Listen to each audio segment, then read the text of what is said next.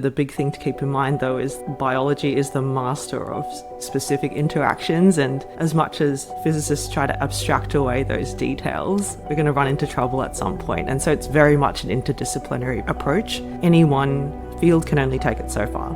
The goal of the Origin of Life series is, a lot of the things we've done so far have been things where the great discovery has already been made, and we're talking to the person in the several cases after they already got the Nobel Prize for it. And we wanted to pick a topic where it's still thrashing and people are trying to reel it in, right? Maybe we can just start a little bit about how you got into the space, and then we have lots of questions about what the Origin of Life research space looks like, where do you fit into it, your research, and so on. But if you can just start by giving a little bit of history about how you got into it, that would be great. Yeah, sure thing. So I did my PhD in a field of physics that's called soft condensed matter. And so for me, having done physics as an undergrad, I was quite curious about other fields, but I didn't quite take the wild plunge into full-on molecular biology or anything. And so at the end of my PhD, when I'd thought about out of equilibrium processes and soft matter for a long time, I was just going to a lot of seminars. And I noticed that someone was giving a seminar about the origins of life. And in my head, he was a chemistry professor. I thought I haven't thought about individual molecules for a long time. I don't know what I'll get out of this talk, but I'll go anyway.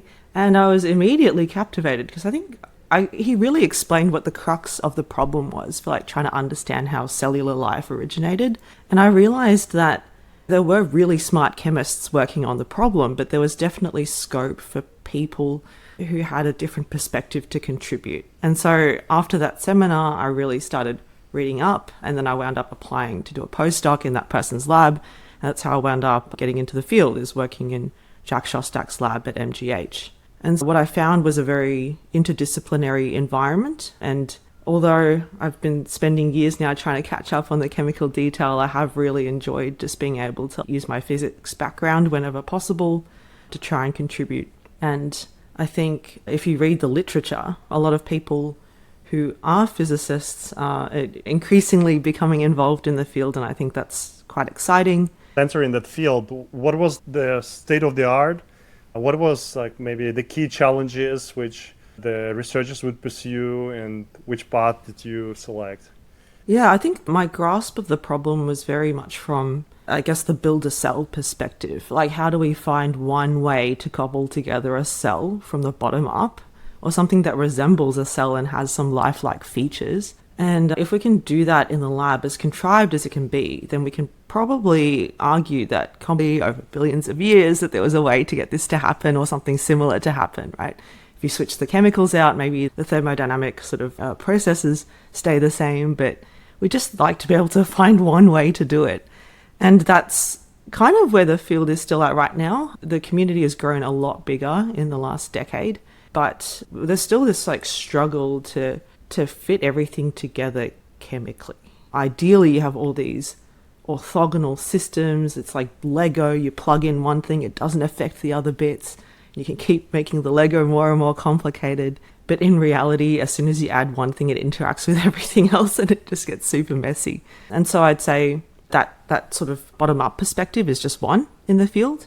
There are people who take full-on biological organisms and try to make them simpler and simpler and simpler until you can't go any further. And that's very insightful as well. We can learn a lot from it.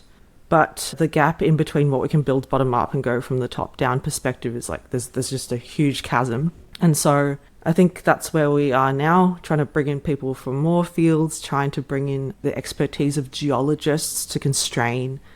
On early Earth 4 billion years ago, what was the laboratory that nature provided us? And as everyone's methods improve in the field, we'll start being able to work together more and more. Do we know what was, you mentioned about the geologist, what is the most ancient cell which is known at this moment? Yeah, I think it's really hard to find evidence of cellular life, but there are these structures that even relatively simple organisms can make. And so people have gone and seen stromatolites in Western Australia. There are living ones that, forgive me if I'm wrong, biologists and geologists, but, something about 1 billion years old and they're still alive. They're in the water, you can see them. So it's pretty cool. But people have found structures similar to those that date back 3 or more billion years in the rock record.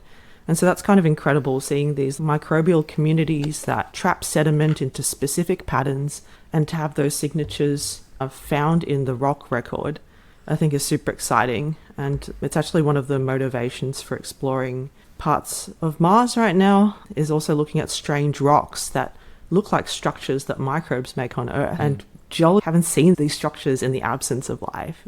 These are funny, knobbly rocks. So there are some people right now trying to recreate these structures in the lab in the absence of life. But if you cut them open and you see them in nature, they're just filled with cells. And so that's been a really tantalizing prospect for a lot of people, is thinking like, hey, maybe these knobbly rocks on Mars could be biosignatures. And so that's the thing, right? Geology is very exciting. I feel like sometimes among the scientists, they're like the true detectives, because you find the scene of the crime and you can't go and repeat it back in your lab. That is it. That is all the evidence that you have. And you have to figure out how it happened from first principles. And so it's a very lively space. I mean that in a good way. Like, there's a lot of progress, but also because you can't rewind time and especially do experiments on geological timescales, people get into heated debates with each other as to like how to interpret certain things if you can't make all the measurements that you want.